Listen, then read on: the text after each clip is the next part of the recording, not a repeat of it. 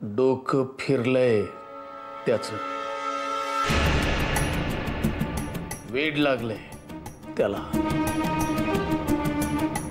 तू एकदा चल माझ्याबरोबर पोलीस स्टेशनात, बघ कसं झालंय ते पेना.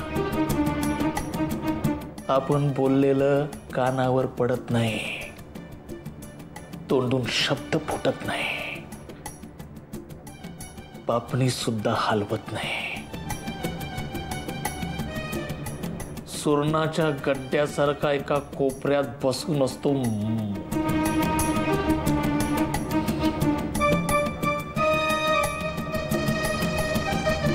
डोक्याचा डॉक्टर पण तपासून गेला त्याला. सायकिक केस झालंय रे माझं पोर चंदू.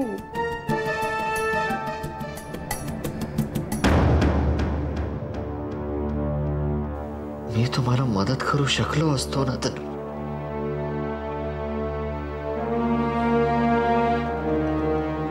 पण मी तुम्हाला काहीही मदत करू शकत नाही. करू शकतोस, तूच करू शकतोस.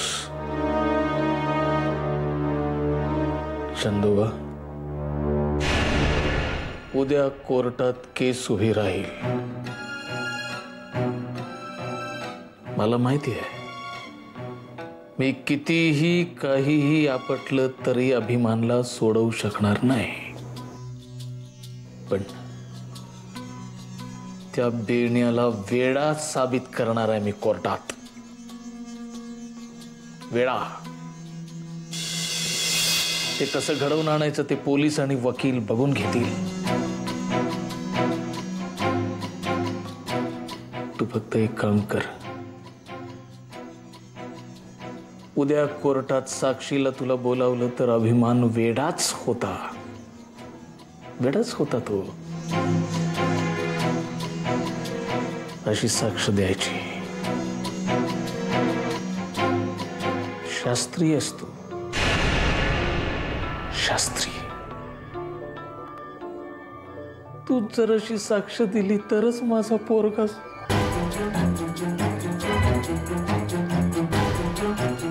एवढे उपकार करशील ना रे या बापा.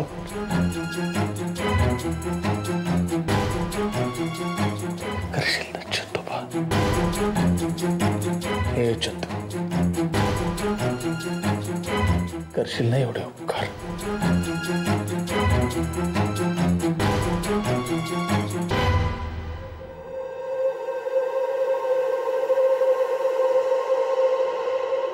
हे खूप डेंजरस आहे. काय? माझं इथे परत येणं. आता तुझ्यासाठी हीच जागा सुरक्षित आहे. पोलीस इथे रेड टाकून गेलेत. म्हणूनच त्यांची आता खात्री पटली आहे की तू इथे नाहीयेस. म्हणूनच तुझ्यासाठी ही जागा सुरक्षित आहे. हे असं किती दिवस चालणार आहे अजून? माझी चूक झाली. माझ्या असं लपून बसण्यामुळे जगाला कन्फर्म झालंय की तो खून. जगासाठी अभिमान सरंजामे हाच बाळशास्त्रीचा खुनी आहे. तोच असायला हवा. अभिमानने पोलिसांना काय सांगितलंय? तो काहीच सांगू शकणार नाही. कारण त्यांनी जो काही अनुभव घेतलाय तो शब्दात मांडण्याची ताकद त्याच्याकडे नाहीये. आणि त्यांनी जरी सांगितलं, विश्वास कोण ठेवणार?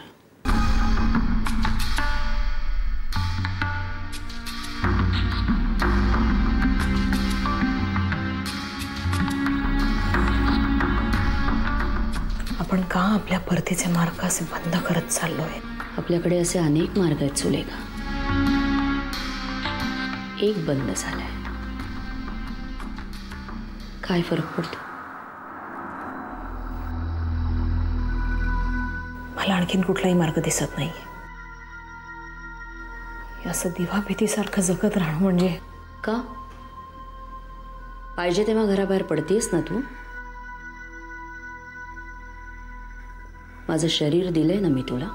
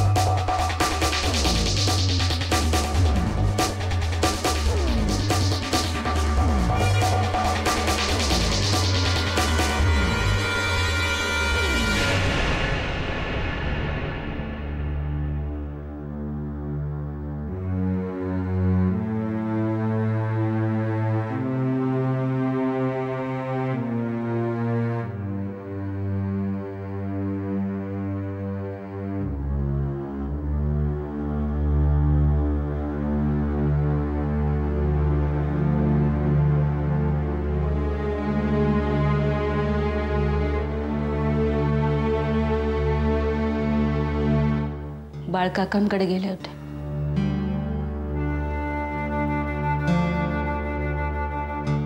पूनम काकू कशी?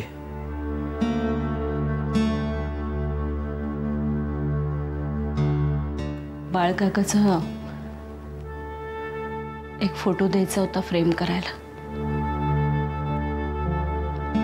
म्हणून मग सगळे अल्बम बघत बसलो होतो आम्ही.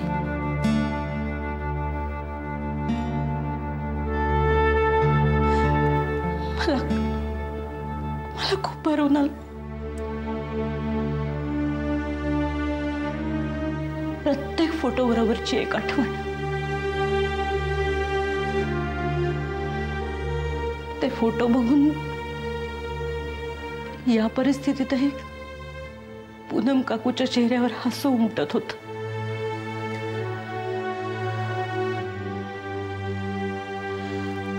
अल्बमची पानं उलटेपर्यंत ते हसू टिकायचं. अल्बम बंद झाला की विरून जायचं.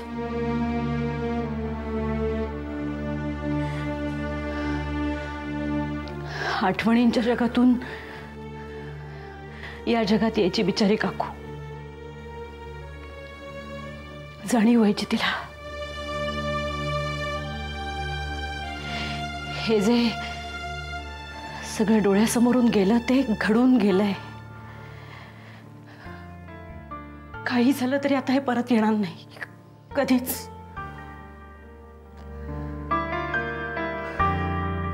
नंतर खूप रडली, खूप. मी फक्त पाहत राहिले. आता अश्रू.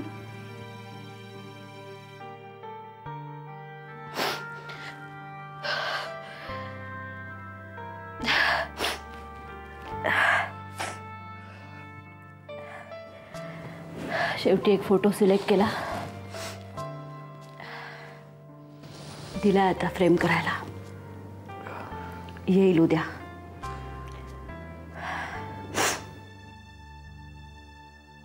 तुम्हाला आज इतका उशीर का झाला?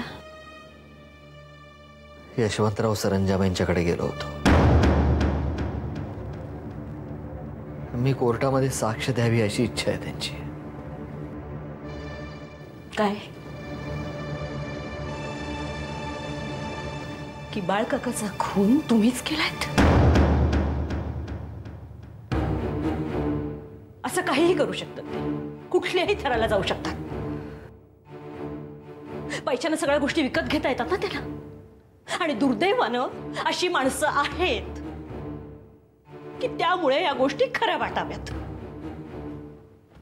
अभिमानच्या डोक्यावर परिणाम झालाय आणि त्याच भरामध्ये त्यानं बाळकाकाचा खून केलाय असं सिद्ध करायचंय त्यांना कोर्टात.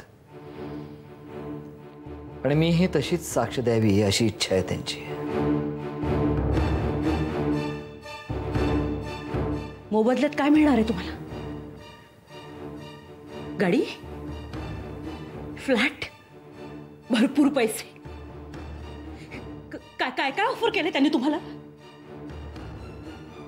का प्रथमेशचा परदेशातला इलाज स्पॉन्सर करणार आहेत ते? हो, नाहीतरी बाळकाकाने 1 लाख रुपये ठेवलेत ते पुरणार नाहीच आहेत आपल्याला, नाही का? आपल्याला भरपूर पैसा हवाय. भरपूर भरपूर पैसा हवाय आपल्याला. खरं आहे तुझं. भरपूर पैसा हवाय आपल्याला. बरोबर आहे तुझं. कोर्टामध्ये तशी साक्ष मी द्यावी अशी त्यांची इच्छा आहे. शास्त्रीय आहे मी. माझी साक्ष खूप महत्वाची ठरेल.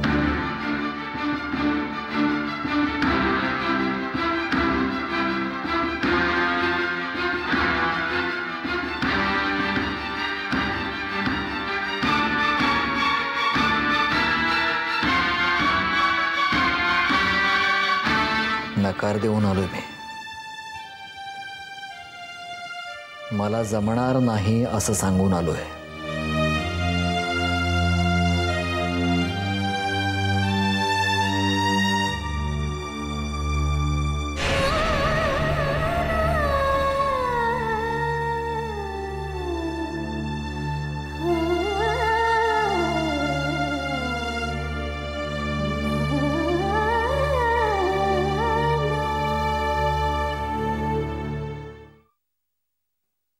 प्रिया, इकडे जरा.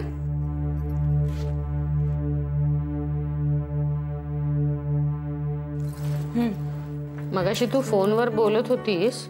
हो. ते इन्स्पेक्टर विक्रांत भोसले बरोबर, हो ना? तू ऐकलंस? ऐकू आलं मला. आई, आता तुला सुद्धा ॲलर्जी आहे की काय त्याची?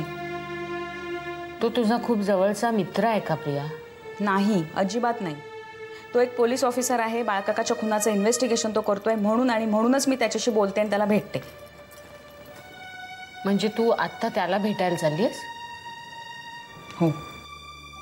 प्रिया, एरवी कुठेही जाताना मला सांगून जातेस तू, आज याला भेटते त्याला भेटते. इन्स्पेक्टर भोसलेला भेटायला जाते असं सांगितलं तर तुम्हाला आवडणार नाही म्हणून सांगत नाही.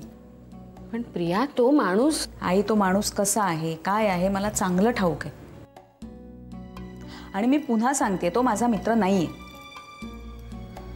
फक्त ज्या गोष्टीवरून अख्ख्या जगाने मला वेड्यात काढलं, त्या गोष्टीसाठी तो माझ्यावर विश्वास ठेवतो, किंवा तसं निदान दाखवतो तरी.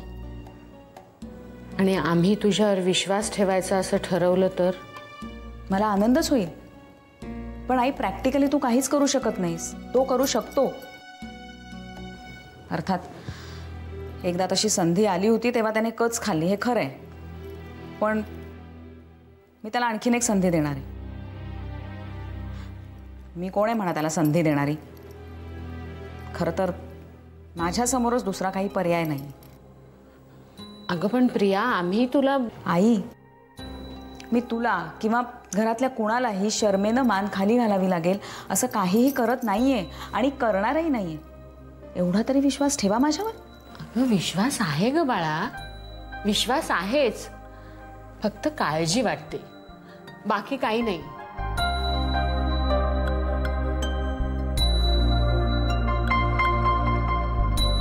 बरं, जा तू, पण लवकर ये. आणि आलीस की सांग मला आलीस म्हणून. हा? हो.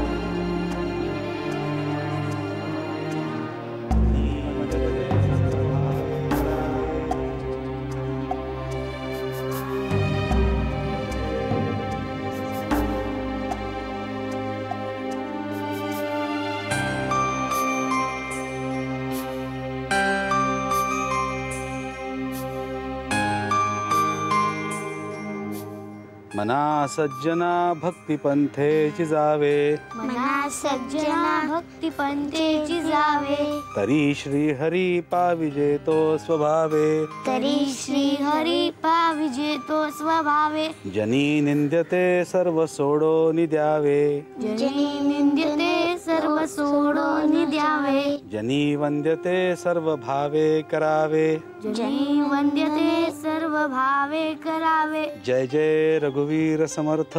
जय जय रघुवीर समर्थ.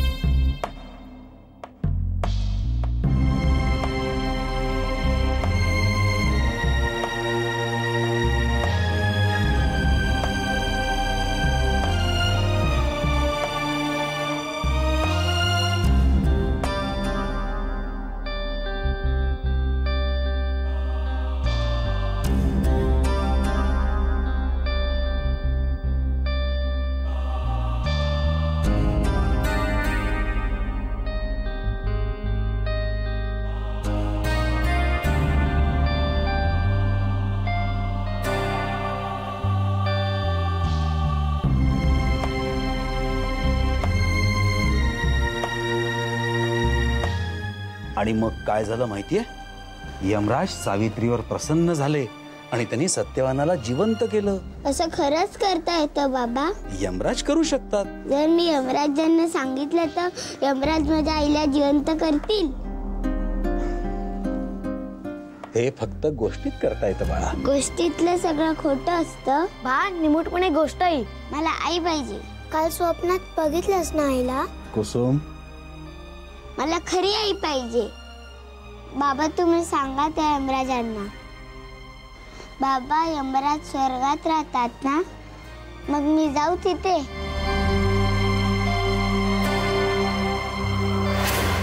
बाबा यमराज स्वर्गात राहतात ना, मग मी जाऊ तिथे?